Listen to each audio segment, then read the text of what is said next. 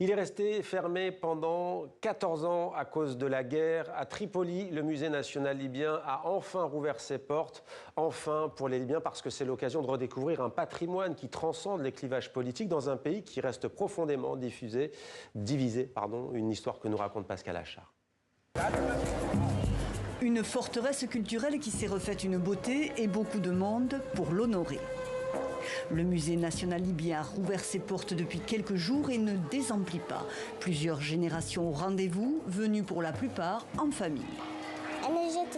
Je suis venue avec ma mère au musée pour en apprendre davantage sur notre histoire et savoir ce que je vais faire pour notre avenir. Je veux qu'elle voie notre histoire et comprenne que nous ne sommes pas dépourvus d'histoire ou de civilisation, car beaucoup ignorent que notre pays a une histoire qui remonte à des milliers d'années. Peintures rupestres, antiquités gréco-romaines, joyaux des dynasties ottomanes et autres trésors, comme cette momie d'enfant vieille d'environ 5400 ans, provenant d'un site antique dans le sud du pays. Un fascinant voyage dans un décor flambant neuf, 10 000 m², 5 millions d'euros d'investissement et 4 étages lumineux. Façon de rallumer la flamme patriotique, mais aussi de faire oublier la période trouble qui perdure.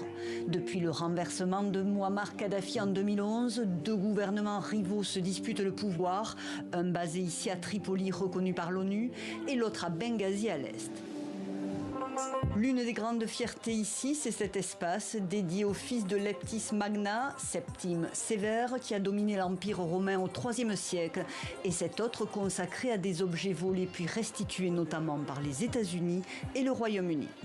La Libye, comme d'autres pays, a souffert du pillage des objets archéologiques et l'État libyen a fait beaucoup d'efforts pour récupérer ces biens culturels.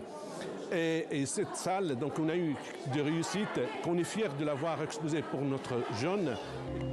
Mais la plus belle prouesse reste l'étonnante conservation des œuvres exposées, des trésors évacués par le département des Antiquités après la révolution libyenne qui ont vécu murés, dissimulés pendant plus d'une décennie dans un lieu secret avant de retrouver la lumière et le public.